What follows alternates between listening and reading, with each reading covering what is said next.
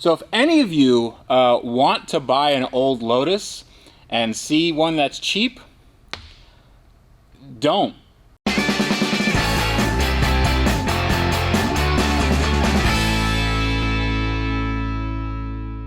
Welcome to the shop. My name is Tavarish and this is Wrench Every Day. And behind me is a car that you haven't seen on this channel for quite a long time. That is my 1990 Lotus Esprit Turbo SE. And it has a little bit of engine damage, a lot of bit of body damage, some cosmetic damage, and probably some electrical damage. So we are gonna work on that car today, because in the last episode on this series, I got a parts car, and it turns out I couldn't actually use a lot of the parts. And we took it apart with extreme prejudice.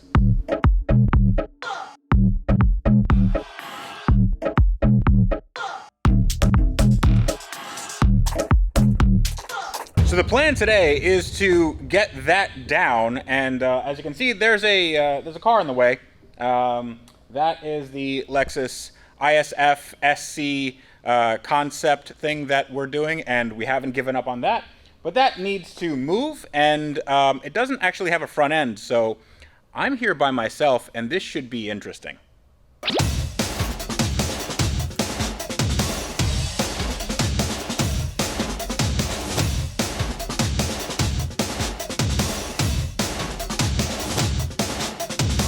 One inch at a time. It's probably okay. Okay. This might take a little while.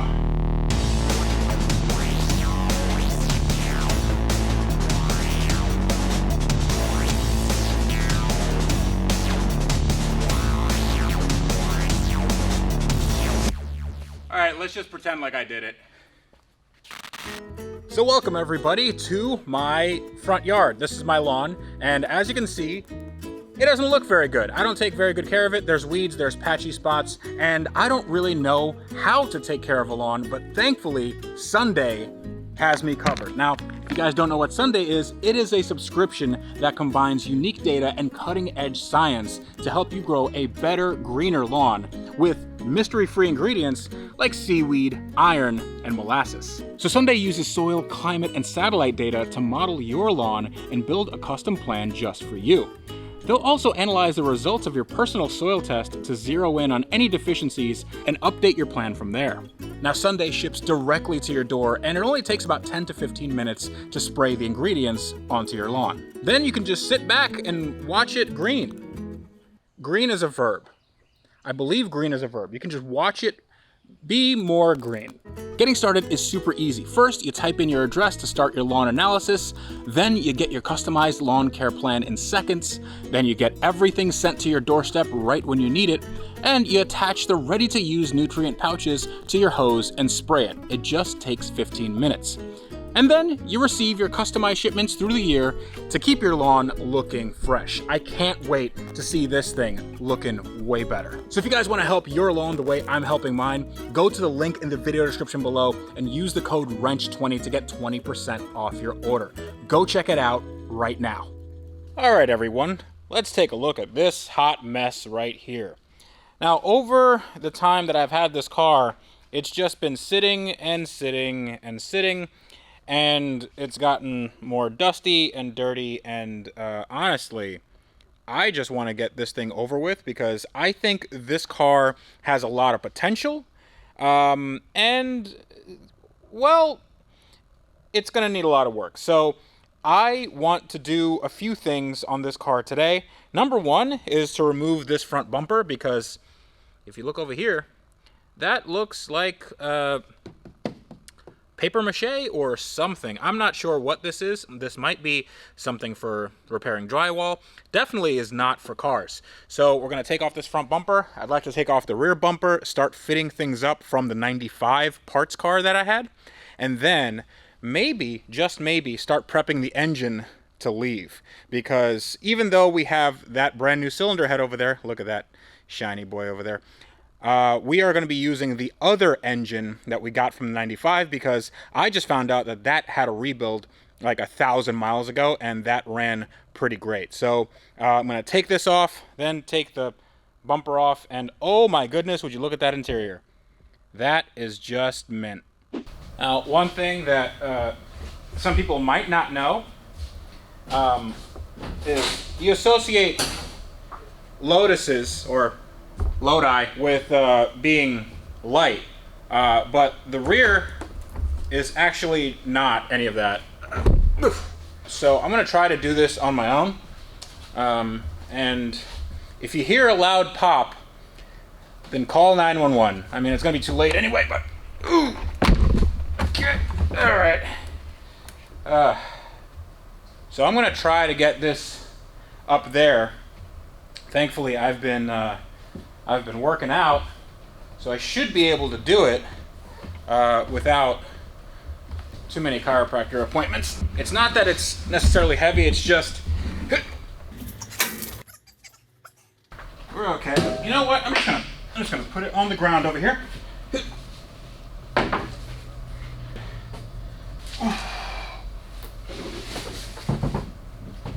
So welcome everyone to some British engineering.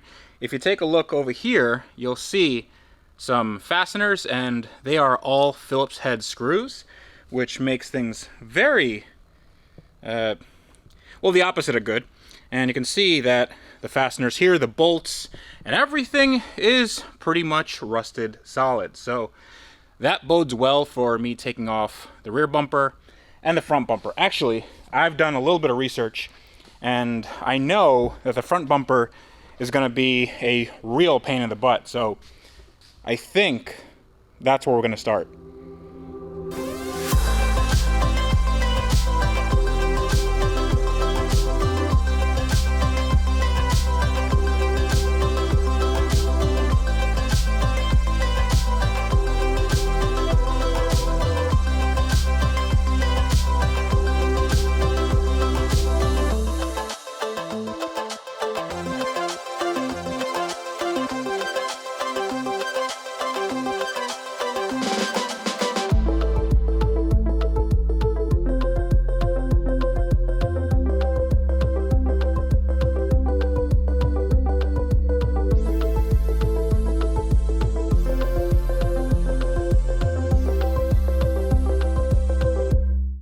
Okay, this looks much better because take a look at this nasty garbage. I don't know how somebody thought that this was acceptable. Also, spider egg sacs. I don't think that they're... Ooh, that's... Okay, I'm not going to touch that. So, this front bumper is the hard part. What I did was the easy part, and I just used a pry bar, and that made it super easy. But the issue with this bumper is that there's no real easy way to get to the bolts. There's 2 bolts up here, and I believe there's a few bolts in this little cage, and I might have to break this cage off because these are all rusted, and this fiberglass has... I don't think that's factory. So this fiberglass is all pretty bad. If you look at the hardware, nice and rusty. So I also found some extra damage, so we're gonna need a new oil cooler. So that's neat. Everything's rusted, and it's very hard to get to. So I also don't have a lot of light because I accidentally dropped my light on the floor, and now it doesn't work. So I need to take out this spare tire, which looks original. Hope that doesn't explode. That's fine. Okay. And then I have to get 2 little rusted 10mm bolts on the inside, and I mean like way on the inside. I think I might be able to get to these. This is gonna be fun. And then maybe, just maybe, I can take this front bumper off, but I'm not very confident about that. But let's see. Let me see if I can get to this.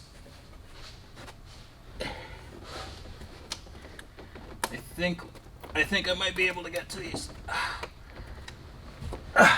In Lotus's infinite wisdom, they couldn't allow a closed-ended wrench to go on because that would have made things too easy. Because I have this ratcheting wrench that makes things go a lot quicker. No, they have to make the shaft or the bolt actually touch the fiberglass, so I can't get anything over it. So I have to use this open end and then just kind of like that.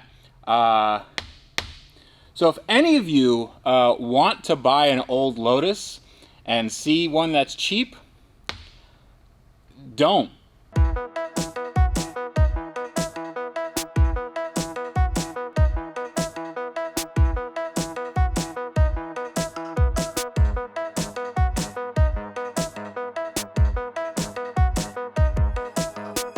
Hey everyone, so here's an update. I've been doing this for 7 hours. So there's a forum post on the Lotus forums that says that if you're lucky, taking off the front bumper only takes a few hours. And if you're unlucky, it's 10 to 20 hours. So I guess I'm on the unlucky side, because here's what's going on. The bolts, or rather the nuts, that attach this bumper, there's one right here and one right here. I don't know if you can see this, but the access hole is this big and it's full of stuff. So you can't get to it. You can maybe feel around for it, but the second you do, you get stabbed with fiberglass, and you can't put any tools down there because they don't fit. So I have to get my smallest stubby wrench, and you can't put this side on there because Lotus made it super easy, and well, there's just no room for that. So you have to just do for like 3 hours. So I think we're almost to the point where we can take this off, but this is literally taken all day. And I know that there's not a ton of footage here, but I need to get this bumper off. I mean, this is, at this point, this is my life. Now I live here.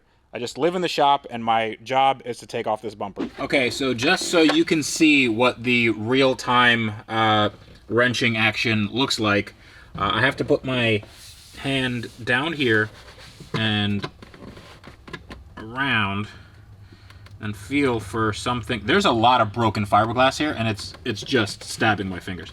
So you have to move everything to the side. Make sure you don't move it too much because stuff could break. It's a British car from the 90s, so just sneeze on it and wires come out. So I don't even know what I'm looking for. Okay, I think I found it. I think I got it. Okay, ow. That was part of my finger. Okay. So some of you may be asking, oh, well, you know, Jared would have done it sooner or whatever. So here's the thing. I don't know if you've noticed this. Jared's a bit of a big boy, and I don't think he would have been able to fit his hands in here. This is... Okay, that's... My tool fell. Can I get it? I think I got it. Okay. I am literally getting 1/50th of a turn here, if I can get this on here. And I checked. This is the way you're supposed to be. This is the way you're supposed to do it. Yes, I did think of taking a Sawzall and just sawing everything off, but the problem there is I actually do want to use some of the body, and if I mess up the body, that's going to be more work. On the back end, so I think you guys can see why this wasn't exactly the best way to film an episode. Me just struggling with something you don't see. But I feel like this is quality time. So here's what we're gonna do. In the comments, ask me anything, and I will answer it. And I'm gonna pretend like that makes sense because I'm a little tired right now. Nope, I think I got it. I think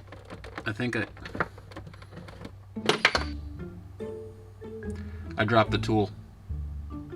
So I need to break my arm like right here, just so it does this sort of thing.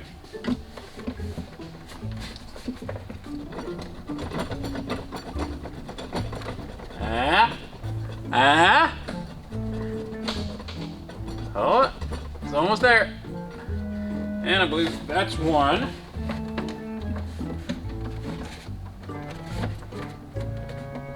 I can sort of reach it with my thumb.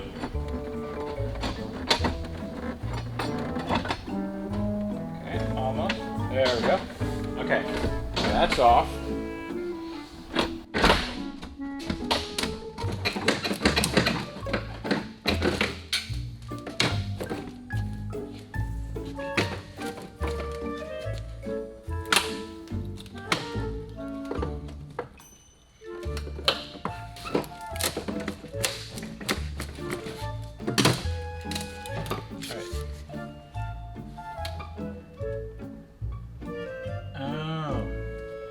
I think there's stuff stuck on the bottom still.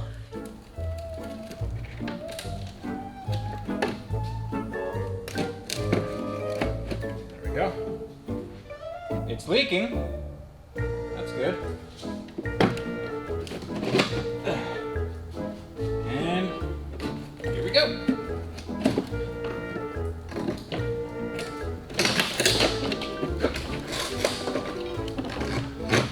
All right. Bumper's off, but I have to disconnect some electrical connectors.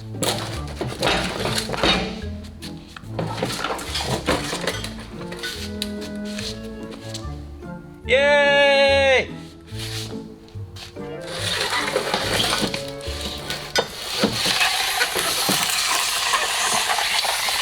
All right, everyone, so let's take a look at the before and after.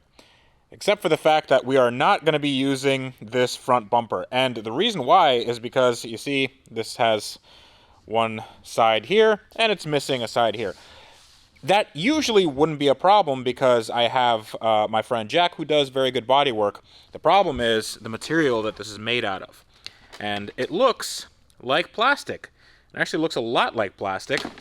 But what this is a material called GRP, which is glass reinforced plastic, meaning that you can't plastic weld anything to this. So if this breaks, you have to fiberglass it or panel bond it like we did right here. We just tried to see if some of this works. I don't think this is the correct method, but fiberglassing is preferable. But what happens when you fiberglass is that everything gets super rigid, and this is not super rigid. Actually, it needs to flex. So there's no real way that we can get any of this to flex in an OEM way and also retain its shape. So unfortunately, I'm gonna have to buy a new bumper. And unfortunately, again, they don't sell new bumpers. And unfortunately, the used ones are very, very expensive. I'm gonna let you guess how expensive they are. Spoiler alert, it's $1,200 used and it still needs a little bit of repair, but not as much repair as this. Now, I did have the idea to take apart the back. And the back has some, let's say, unique characteristics in that it is almost completely rusty when it comes to the fasteners. So this is a Phillips head screw, and it is 100% rounded off. And I don't know if you can see this, but underneath here, this is also bonded. So I don't know why they did this. I don't know if it's a Lotus thing or just it happened afterwards, but this is glued on right here. There are screws, and there are tiny, tiny little 8 and 10 millimeter bolts that go all across.